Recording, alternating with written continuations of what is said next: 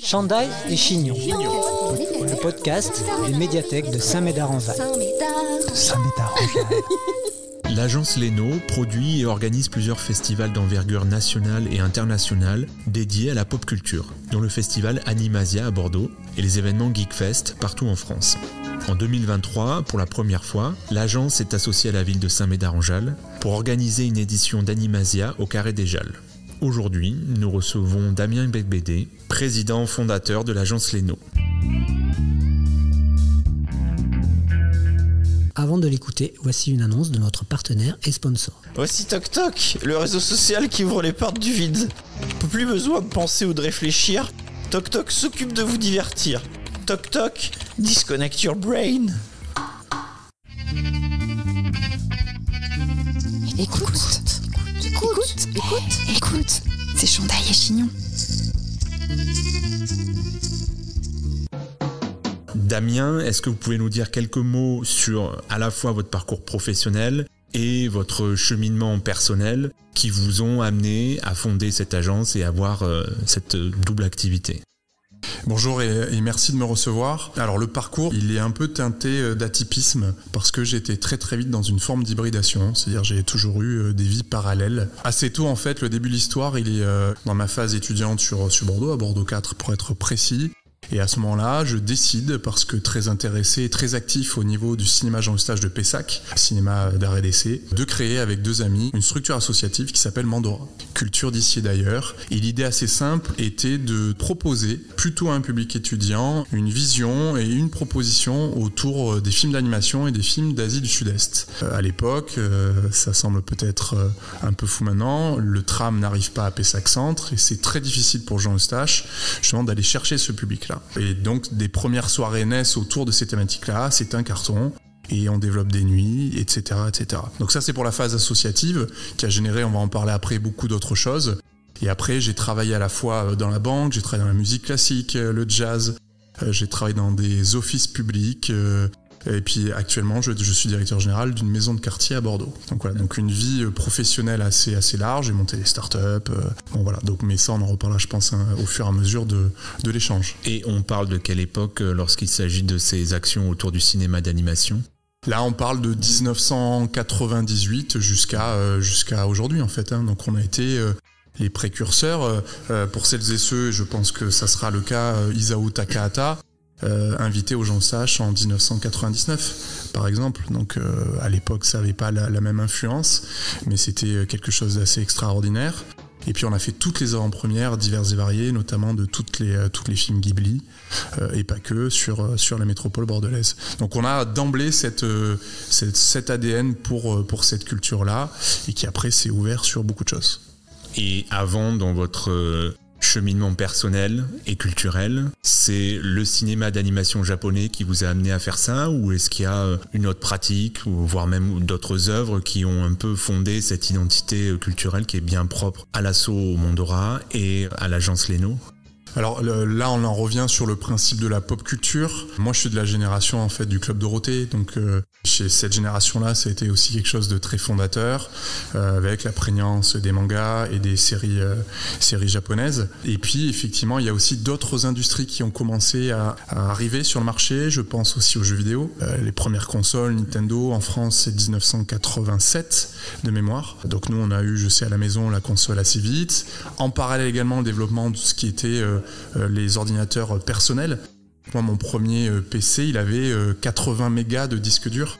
Je ne sais pas si les gens d'aujourd'hui parlent en mégas, hein, on parle plus en téra ou en giga, mais voilà, ça donne un peu une idée. Donc là, je pense qu'on est sur fin 80, début 90. Et puis après une décennie, années 90, qui a été très prolixe sur la partie cinéma. Jurassic Park 1993, et qui finit une décennie en 99 sur la sortie d'un Star Wars épisode 1, et puis d'un Matrix, qui en termes d'effets spéciaux, d'historicité, un peu de côté philosophique aussi, avait bien fini cette décennie. Donc cinéma, littérature évidemment.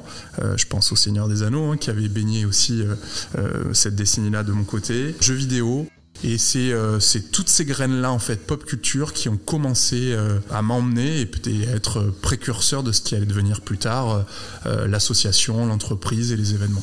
Alors avec les références là que vous venez de faire, on a commencé un peu j'ai l'impression, à délimiter les contours de ce qu'est la pop culture et plus précisément la culture geek. Aujourd'hui, dans les médias culturels, c'est un terme énormément utilisé pour qualifier les dernières sorties de films, livres, jeux vidéo. Mais concrètement, en 2023, qu'est-ce que c'est la culture geek pour vous ? C'est une très vaste question. Geek, j'aime bien revenir sur l'étymologie. C'est un mot néerlandais qui veut dire passion, être passionné. Et donc pour moi, c'est là où il n'y a plus de frontières. Animasia, c'est le premier festival que nous avons créé en 2005. Et nous étions centrés plutôt sur la pop culture asiatique. Et donc avec des frontières limitées, géographiques et autres. Quand en 2015 on décide de lancer le Bordeaux Geek Fest, la réflexion que je fais aux équipes, c'est de dire il n'y a plus de limites, il n'y a plus de frontières, parce que justement on va parler de la culture geek, et pour moi en tout cas dans ce que j'en comprends, c'est qu'il n'y a plus de limites à avoir. Et donc la culture geek en 2023, pour moi elle est omniprésente, et tout le monde, même si parfois certains s'en défendent encore, a cette culture d'une manière ou d'une autre. L'avènement aujourd'hui de toutes les plateformes type Netflix, Prime Video, Disney+, et autres, sont consommées à longueur de journée par les uns et les autres, et c'est aussi le début de la culture geek, parce que les séries phares, les films phares, les productions phares aujourd'hui sont toutes teintées de cette culture-là. Donc il y a une espèce d'universalisme aujourd'hui, je trouve ça extraordinaire d'un côté. D'un autre côté, ce qui me dérange un petit peu, c'est que je trouve qu'il y a une forme d'uniformisation culturelle aujourd'hui. Vous parlez à une personne de 20 ans à Calcutta, New York, Saint-Médard et je sais pas où dans le monde, mais ils auront à peu près les mêmes codes. Je trouve que ça peut être un peu dangereux aussi. Donc ça, c'est la partie que je trouverais peut-être un peu sombre. Moi, je me suis donné la chance de pas mal voyager à partir de mes 18 ans. Et notamment, il y a eu un voyage fondateur au Japon, début des années 2000. Et là-bas, ce que j'ai aimé, c'est cette rupture justement culturelle. C'est des codes qui n'étaient pas du tout les mêmes, pas la même façon de voir le monde et autres. Je pense qu'aujourd'hui, il y a un petit danger de glissement là-dessus, avec une forme d'uniformisation. Donc voilà, universalisme, avec des valeurs assez extraordinaires autour de la pop culture, de la culture geek. Et d'un côté, une uniformisation que je trouve un petit peu dangereuse quand même. Et dans ce mouvement d'une culture presque de niche vers l'universalité, est-ce que vous avez l'impression que le regard qui est porté sur la culture geek et le discours ont changé ? Il a changé de manière absolue. Fin 90, début 2000, c'était une sous-culture qui était vue de loin avec un peu de condescendance. Les premiers événements, on sentait qu'on était regardé de haut, avec parfois quelques moqueries. Les nerds et les geeks dans les cours d'école étaient en général un peu harcelés et houspillés par les uns et les autres. Et il y a eu un vrai changement en à peine 2 décennies. Donc il me semble que Marvel a eu un effet très puissant là-dessus, avec tout ce qu'Hollywood sait faire aussi de magique et de magnifique. Et en là, à peine 10 ans, on est passé effectivement d'une culture à quelque chose d'absolument fondamental et qui baigne notre quotidien. Donc la vision a diamétralement changé en 20 ans, et aujourd'hui c'est plutôt très cool et plutôt très, très sympa d'être geek. Concernant cette communauté geek qui compose cette culture, est-ce qu'il y aurait un dénominateur commun qui rassemblerait toutes ces différentes pratiques culturelles ? On revient sur ce que je disais en préambule, la passion. Ouais. Où que l'on regarde, et Dieu sait qu'il y a des communautés très différentes, il y a une notion de passion. J'aime aussi parler de liberté. Il y a beaucoup de liberté aujourd'hui dans ces communautés-là. On le ressent aujourd'hui dans nos événements aussi. Les gens peuvent être ce qu'ils ont envie d'être, encore une fois, sans frontières et sans limites. Je pense que ça, c'est aussi très, très important. Et enfin, il y a une dernière chose que je trouve aussi magnifique, c'est une curiosité. Je parlais d'atypisme aujourd'hui, nous le sommes aussi au niveau national, parce que déjà, nous ne sommes pas une convention, nous sommes des festivals. Nous proposons différents formats et des conférences, à peu près 120 heures de conférences par événement sur des thématiques données. Quelle que soit la thématique, je reviens à celle de cette année qui n'était pas simple, utopie et dystopie, eh bien nous avons des salles remplies et nous avons des gens extrêmement curieux. Donc passion, liberté, curiosité, je crois qu'on a un triptyque plutôt intéressant et qui correspond beaucoup à ces communautés-là. Maintenant qu'on a fait un peu ce tour de ce qu'est la pop culture et de la relation que vous avez un peu, j'aimerais qu'on parle un peu plus de l'agence Leno. On a parlé de cette activité associative. Et comment est-ce qu'on glisse vers la création d'une entreprise, d'une agence qui va à la fois œuvrer dans la communication marketing et dans la production d'événements? Alors il y a un côté très naturel, c'est-à-dire qu'avec le développement aussi des projets et des événements, quand on lance Animasia en 2005, on lance le projet en un mois, et on fait 700 entrées dans une salle qui s'appelle la salle de la Fraternité à Pessac, qui n'existe plus à ce jour. En 2014, quand on passe de Pessac, donc au hangar 14 à Bordeaux, on passe de 7000 visiteurs à plus de 16 000 en une édition, avec 200 € de budget com à l'époque. Donc ça donne un peu une idée du changement de catégorie. Et à ce moment-là, sachant que j'entreprends aussi par ailleurs à droite et à gauche, j'ai mes conseils qui me disent Damien, ça n'est plus possible en fait d'être que sur un format associatif. Il y a trop de conséquences, il y a trop de risques, parce que de l'événementiel, comme dans beaucoup aussi d'entreprises, il y a plus il y a de monde, plus potentiellement il y a de difficultés et de dangers. Et donc c'est pour cela que si la structure a été créée, une entreprise pour vraiment gérer la partie très opérationnelle, logistique, juridique, et garder le cœur avec cette hybridation, le cœur, la passion, ce qu'on disait par ailleurs, avec toujours un format associatif, donc Mandora, qui est présent, qui est en coproduction, en co-organisation de chaque événement, pour amener justement cette histoire, ces valeurs, et créer une continuité dans l'histoire. Donc la base de tout ça, finalement, c'est entreprendre, c'est être libre, c'est être indépendant, et après le reste, un peu, c'est de la forme juridique, association, entreprise. Et ce qui est intéressant aujourd'hui, c'est cette capacité justement à, encore une fois, dépasser les frontières, casser les murs, et à être en capacité de collaborer les uns avec les autres. Le fait d'être parti ex nihilo, sans moyens, sans formation, dans l'événementiel, dans la com et autres, nous a permis d'emblée, il me semble, de créer quelque chose de très humain. C'est-à-dire d'être dans l'entraide, dans la mutualisation. Et même 20 ans après, je le vois par ailleurs dans mes fonctions aussi, mes autres fonctions professionnelles, on gagnerait beaucoup dans nos sociétés à beaucoup plus échanger et à beaucoup plus mutualiser. Une histoire associative, d'entreprise, mais c'est surtout une histoire collective et d'humain qui ont envie d'œuvrer ensemble pour proposer quelque chose de magique à différents spectateurs. Concrètement, pour mettre en place ces événements qui attirent des milliers de personnes, combien de personnes œuvrent au sein de l'agence ? Alors Leno à l'instant T, ce sont 10 salariés, 10 professionnels à l'année. Et après on a donc tout un panel d'indépendants et de professionnels, de prestataires, de fournisseurs qui vont nous accompagner. Parce que vous venez de le citer, ce sont des événements qui drainent un peu plus de 100 000 visiteurs uniques par an sur toute la France.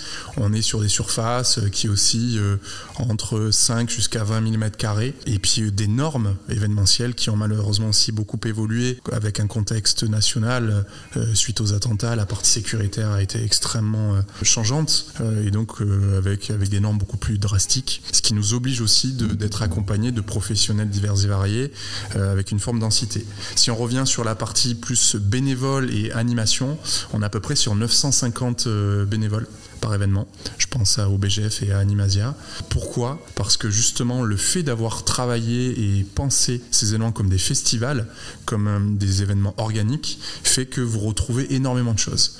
Et toute cette partie-là, en général, est portée par des associations et ou par des femmes et des hommes qui ont envie d'être dans le partage.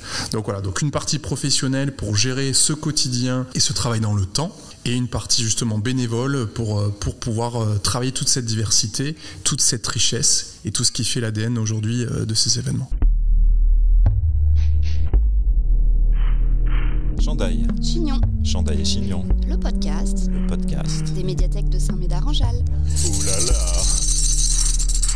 Comment est-ce que vous arrivez à fédérer justement ces bénévoles, mais aussi les différents acteurs locaux qui, eux, vont intervenir, qu'ils soient commerçants, libraires, associations, artistes? Comment est-ce que vous arrivez à les fédérer sur un événement, et est-ce que vous les fédérez aussi sur la longueur en animant un peu cette communauté, en entretenant un peu cet esprit qui est regroupé autour de la culture geek? Ce que je trouve intéressant sur ces 20 dernières années, c'est effectivement ce qui fait encore une fois notre particularisme au niveau national.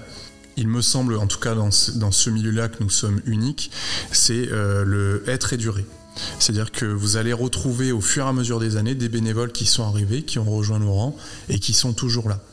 Ce qui fait qu'aujourd'hui, au sein de Mandora et de tous nos partenaires aussi associatifs et entreprises, on a peu ou prou les mêmes partenaires. Et en sus de ça, chaque année, des gens qui vont nous rejoindre. Donc, pourquoi est-ce qu'ils restent aujourd'hui ? Parce que on en revient, ils y trouvent un terrain aujourd'hui d'amitié, de solidarité. C'est-à-dire que tout le monde est là pour soutenir les projets personnels et puis collectifs des différents membres associatifs et entreprises, parce qu'il y a du sens. Il y a du sens dans le partage, il y a du sens dans la découverte, il y a du sens dans l'entreprendre.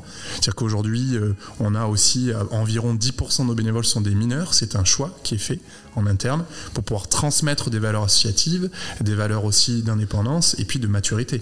Moi, je le vois depuis 20 ans. Des jeunes qui arrivent chez nous et qui ont commencé très jeunes le bénévolat arrivent à un niveau de maturité à 20-25 ans qui est absolument bluffant. Encore une fois, c'est toutes ces valeurs-là qui font que cela crée du ciment et évidemment aussi notre capacité au fur et à mesure de l'année de créer des moments à la fois conviviaux, des moments de sens. On a ce qu'on appelle nous en interne des universités qui sont liées aux saisons. Donc vous en avez à peu près une par trimestre où l'ensemble des partenaires se retrouvent pour déjà pour passer un bon moment ensemble et puis pour échanger sur des sujets divers et variés qui nous semblent être importants, sur lesquels on veut évoluer. On parlait tout à l'heure de thématiques. Chaque année nous avons une thématique qui vient justement nourrir un petit peu notre réflexion à la fois sur la partie Geekfest et sur la partie Animasia. Et donc c'est des moments où on peut justement échanger et chacun a le droit et presque le devoir de s'exprimer. Et ça aussi aujourd'hui en 2023, je pense que ça a beaucoup de sens. On y retrouve de l'écoute et puis tout simplement l'envie d'être ensemble. C'est tout cela qui fait qu'aujourd'hui ça fonctionne, où l'humain finalement et le vivant a une place prépondérante dans tout ce que nous faisons aujourd'hui. C'est ça qui nous drive, c'est ça qui nous donne envie et c'est ça qui nous permet de continuer même 20 ans après. Et de manière très schématique, quelles sont les grandes étapes incontournables pour arriver à mettre en place des événements d'une telle envergure ? On en revient sur le très duré, tout s'est fait quand même pas à pas, hein. C'est-à-dire que si on compare, il n'y a même pas si longtemps que ça, nos événements en 2017-2018 et ceux produits cette année, ça n'a absolument rien à voir. En termes de profondeur, en termes de souci du détail, parce que on prend de l'expérience, donc on essaie chaque année justement d'évoluer. On a aussi de plus en plus de moyens. Nous, ce qui est compliqué de base, c'est qu'on part de zéro, donc on n'a pas de moyens notamment financiers, et on a toujours su compenser par justement une présence d'esprit, une capacité de collaboration, de coopération et de créativité. Donc là, les étapes de création d'un événement, elles sont à la fois simples et complexes. Mais c'est déjà avoir une idée. Je vous donne juste un chiffre. Quand je crée Animasia en 2005, il y a 3 événements en France. Japan Expo, qui existe toujours sur Paris, Cartoonist, qui n'existe plus sur Toulon, et Animasia, donc à Pessac, Bordeaux. Aujourd'hui, il y a 350 événements en France. Vous en retrouvez absolument partout et chaque jour s'en développe un peu partout. Voilà, donc il y a un principe de concurrence qui devient très important et donc repartir ce jour sur un événement en tout cas similaire me semble compliqué. Après, créer un événement, quelle que soit aujourd'hui la thématique, encore une fois, si on a l'envie d'y passer beaucoup de temps, si on a des idées, si on peut s'appuyer d'emblée sur aussi un groupe d'amis ou de bénévoles ou de professionnels qui a envie de collaborer ensemble, c'est déjà une très bonne base. Et puis après, être en capacité justement de fournir beaucoup de travail. J'aime bien souvent donner la définition du génie chez les Américains. Dieu sait que cette culture peut être critiquable, mais le génie chez eux, c'est 1% de génie, 99% de travail. C'est-à-dire que souvent, derrière un projet, derrière un événement, derrière une action, on ne se rend pas compte de la masse de travail que ça a demandé. Là, moi, j'en suis le témoin vivant. Animasia, Mandora, Leno, Bordeaux Geekfest, tous les projets qu'on a pu monter, ça a été une masse de travail très, très importante. C'est-à-dire, j'ai très souvent travaillé 7 jours sur 7, par choix. Voilà. Mais de se dire aujourd'hui que je me lance dans quelque chose sans y mettre du temps et du travail et de l'énergie, ça ne fonctionnera pas et à ce moment-là, il vaut mieux ne pas y aller. Donc voilà, de l'envie, de l'enthousiasme et beaucoup de travail. Est-ce que vous pouvez nous présenter les 4 grands événements qui sont portés par Leno et leurs identités respectives ? Bien sûr, la base de tout cela, on en a parlé, c'est Animasia, voyager au cœur de l'Asie, donc créé en 2005.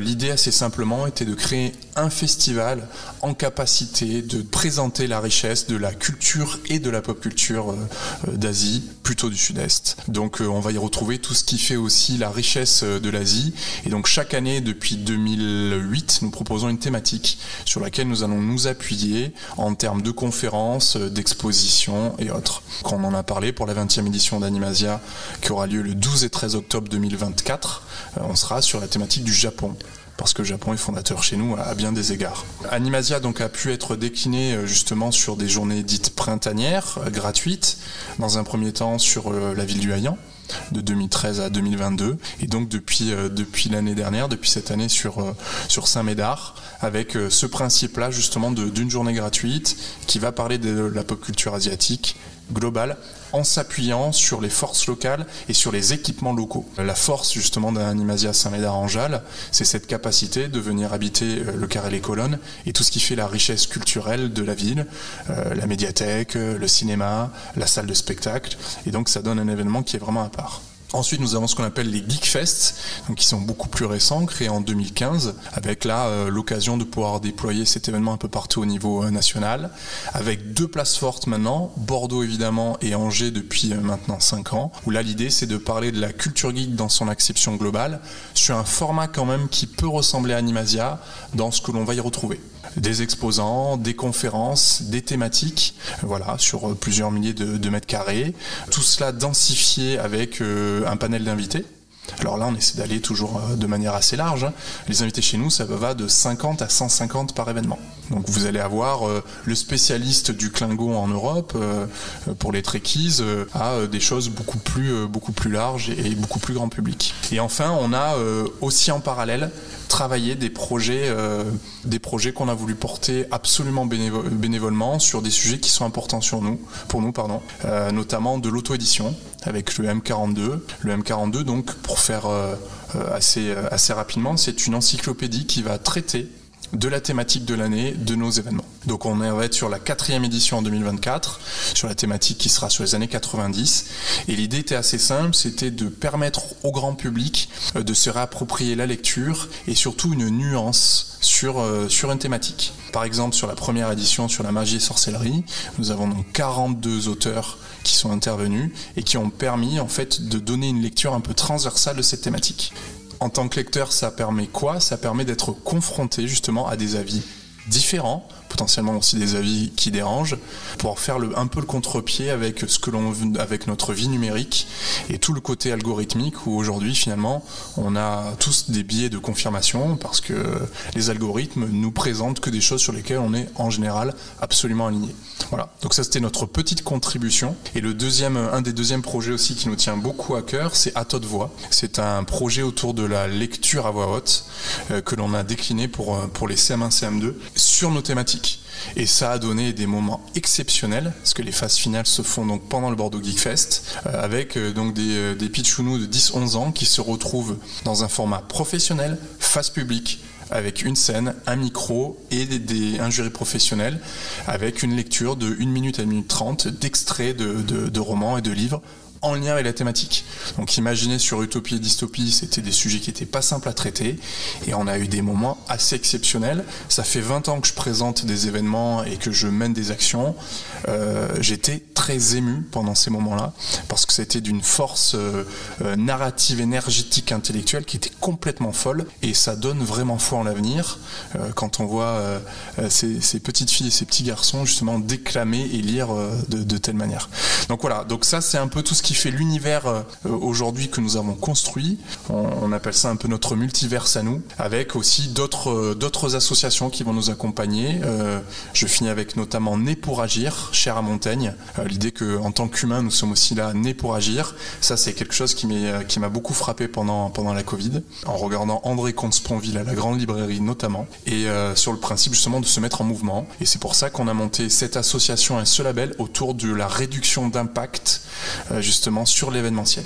Donc là, assez simplement, l'idée c'est pas de faire du greenwashing parce qu'on est sincèrement tabassé à droite et à gauche par du greenwashing. C'était de se dire, on prend un événement, on le décortique et de manière opérationnelle et pragmatique, comment on fait pour réduire l'impact. Il faut qu'on arrête de se raconter toutes de belles histoires. Vivre, c'est impacter notre planète. Et l'idée, c'est comment on réduit cet impact le plus possible. Voilà. Donc de manière très simple, très volontaire et très authentique, voilà ce qu'on essaie de faire avec cette association qui donc vient analyser tous nos événements et proposer du surcyclage, du recyclage, la capacité justement de récupérer tous les outils numériques, etc. Du public. Voilà. Des actions simples qui fonctionnent et sur lesquels on a la capacité de communiquer. Voilà grosso modo ce qui reprend un peu tout ce qu'on fait.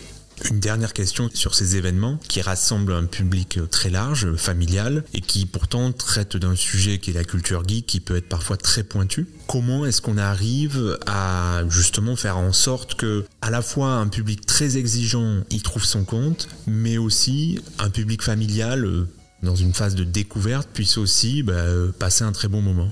C'est ce qui fait en fait toute la magie, toute la force de la pop culture. C'est vrai qu'on peut, si l'on souhaite simplement s'imprégner et découvrir, on rentre dans l'événement et là, d'ores et déjà, il y a déjà une forme de saturation cognitique. Il y a du bruit, il y a beaucoup de couleurs, il y a beaucoup de gens costumés, le cosplay est très prégnant chez nous, et il y a une ambiance. Et là, d'ores et déjà, on a un peu conquis, on va dire, le grand public. Et effectivement, celles et ceux qui ont envie de pousser et d'aller plus loin peuvent déjà être dans l'interaction humaine totale et absolue parmi les 250 exposants qui sont là, associatifs, entreprises, indépendants, et puis de découvrir par rapport aujourd'hui à toutes les thématiques et les labels que l'on découvre au sein de nos événements. J'ai oublié de parler de l'Indie Game Factory, qui est notre label phare sur le jeu vidéo indépendant en Nouvelle-Aquitaine. Bordeaux est la deuxième ville créatrice de jeux vidéo indépendants derrière Paris. Voilà, donc par rapport à tous ces labels-là, et selon mes appétences, je suis en capacité justement d'aller là où j'ai envie d'aller. Soit de rester un petit peu en surface, soit d'aller parler à un expert sur tel ou tel sujet. C'est ce qui fait la force de nos événements, leur atypisme, et c'est ce qui permet effectivement de toucher un peu tous les publics. Je finis et je réappuie sur justement le côté culturel et les conférences. On a à la fois des conférences très grand public avec des youtubeurs et autres qui vont être en capacité, avec des millions d'abonnés, de parler de choses parfois un peu légères et rester un petit peu en surface, et des experts de certains sujets, notamment lorsque l'on traite de nos thématiques, qui là vont être en capacité de parler à un peu moins de monde, mais de manière très poussée et très profonde. Donc pour moi, je trouve qu'on a justement le bon vecteur, la bonne réponse à on répond à tous les publics et chacun y trouve son compte. Je crois qu'on a fait un bon tour de ce qu'est l'activité de l'ENO et de Mondora. Je vais conclure par une question alors qui est là cette fois plus personnelle et qui est un marronnier qui revient à chaque fois. Damien, 3 choses que vous aimez et 3 choses que vous détestez.